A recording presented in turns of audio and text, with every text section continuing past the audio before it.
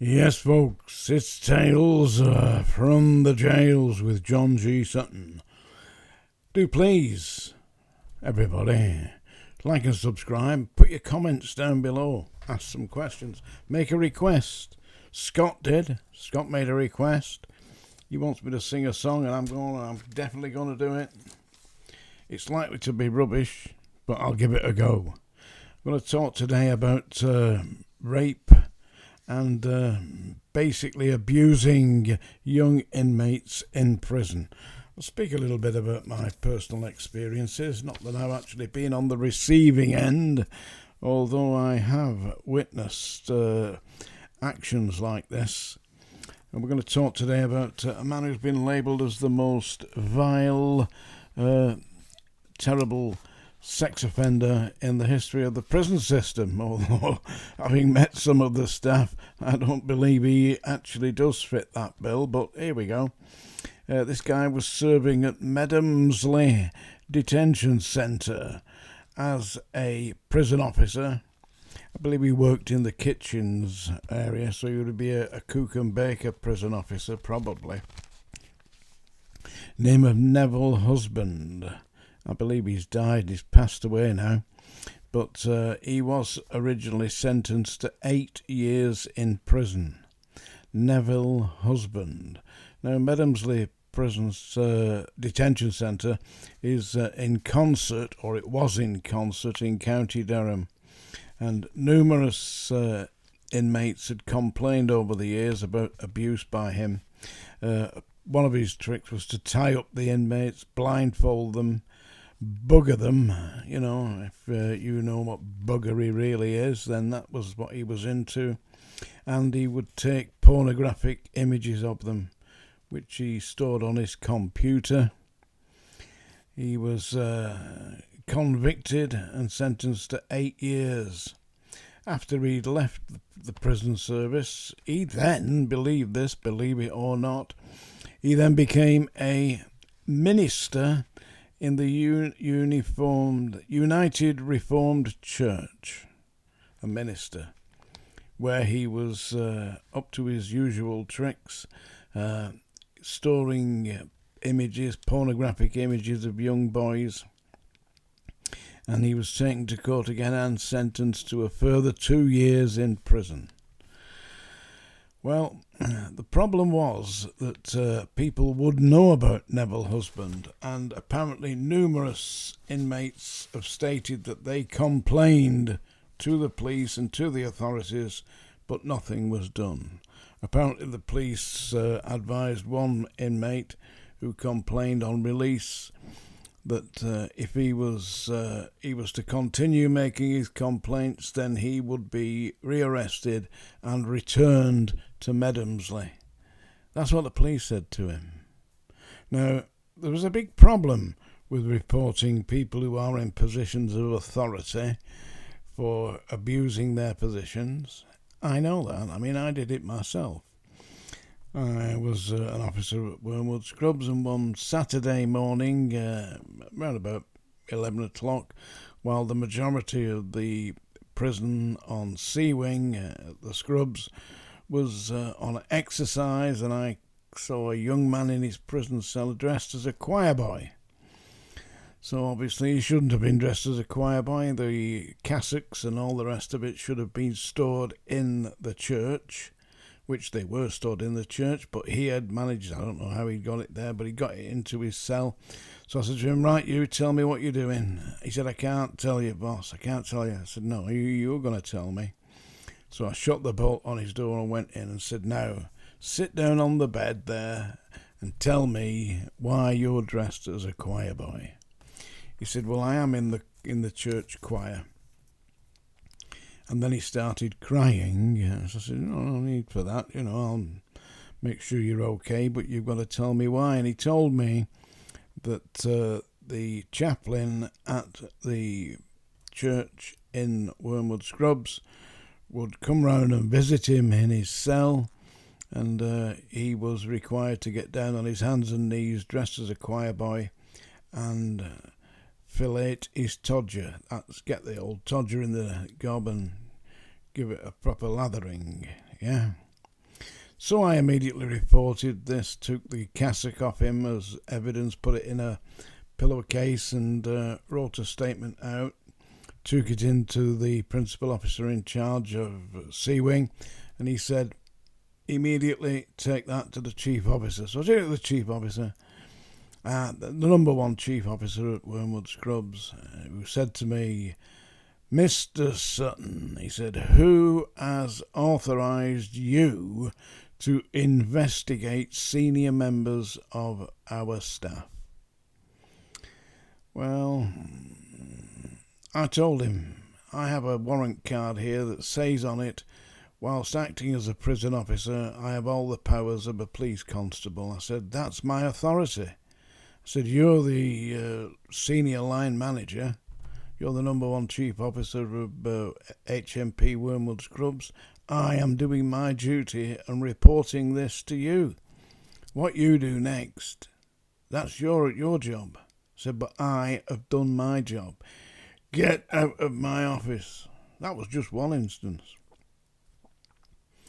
I then discovered one of the governors was smuggling letters out to an inmate, a Category A inmate, who was serving 18 years for armed robbery. And I went to the inmate and said, Cat A, I said to him, right, I know who's smuggling your letters out. It's the wing governor. I said, I've seen you going into his office at lunchtime when the whole prison is locked down and you shouldn't be going. He's taking him out, you see. I said, so I want you to tell me now, why is he doing this? And he said, I think it's above your pay grade. I said, you keep going, lad. I said, otherwise you'll be telling the governor himself, the number one governor, not the wing governor. Now get on with it.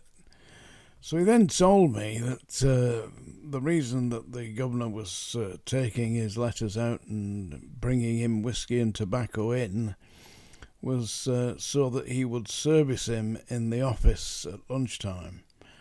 And apparently what the governor required was he would remove his garments, bend over the office desk, and the Category A inmate would service him.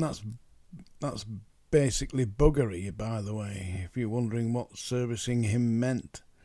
So I once again made a full written statement, took the evidence with me because I had the letter card, the letter sheet for the Category A inmate, which showed that he'd received letters to which he had not sent any letters out.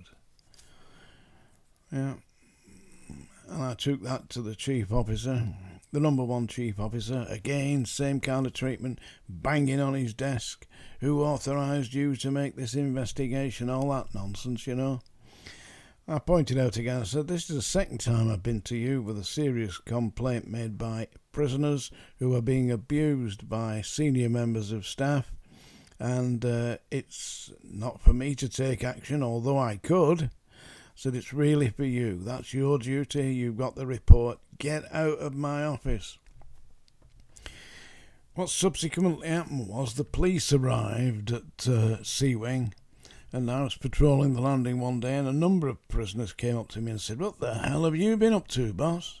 What do you mean, what I've been up to? I haven't been up to anything, working, you know. I said, oh no, there's got senior CID officers down there asking questions about you.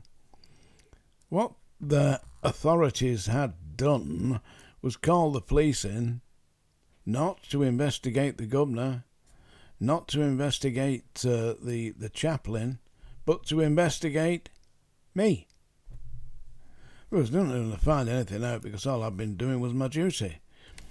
So the people who were working with Neville Husband, and Neville Husband, by the way, if you know anything about anagrams, an anagram of the name Neville Husband is Able Devil Shun. Very appropriate, don't you think? 13 letters to his name. Able Devil Shun. Yeah, Neville Husband. People would have reported it. People did report it. And the authorities decided that they would cover it up. They covered it up for a period of time until he was eventually prosecuted and ended up serving 8 years, with a further 2 years having become a minister. Well, he's going to be a prison officer, he's going to be a minister, you know what I mean? Do something that enables him to get his hands on young children. It's very strange, isn't it? There was a senior officer at the Scrubs who worked in the detention in the segregation unit. Great big fellow.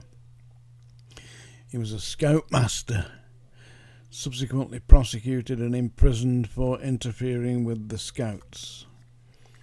What next? Anyway, I'm going to read you a poem. You want me to read you a poem now? I'm sure I can do. Yeah, just give me a sec here. I'll have a look. What poem should we read today? Let me have a look here. I'll get it out here, yeah. Oh, and by the way, where's all my viewers? What's happening, folks? Yeah? Where are all my viewers? Yeah. Get me some viewers here. Yeah. That's what we need.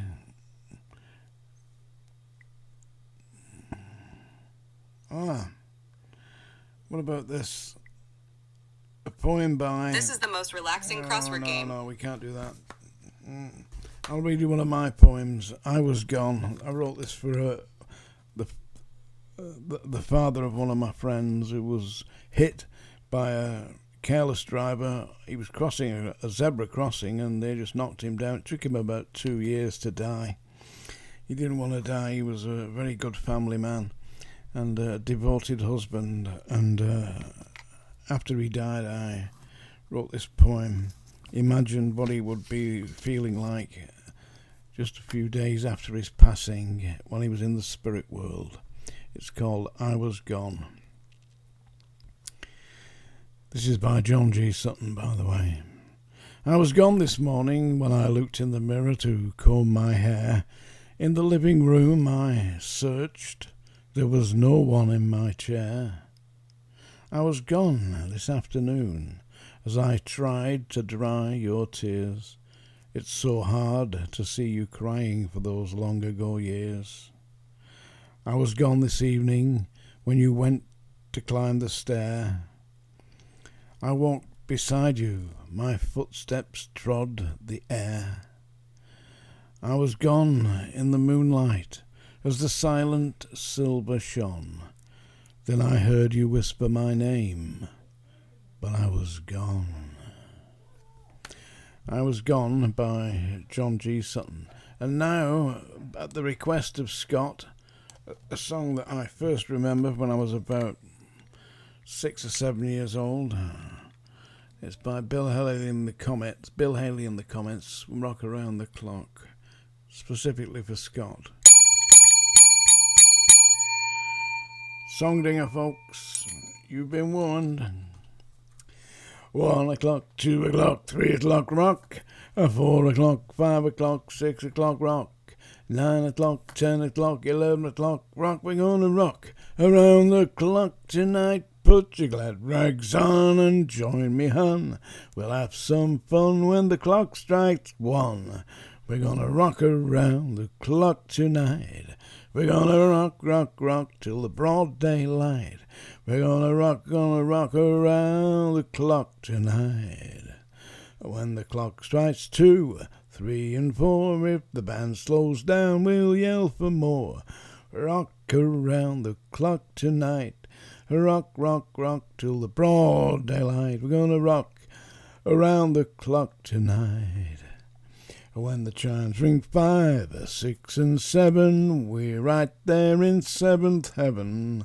We're gonna rock around the clock tonight.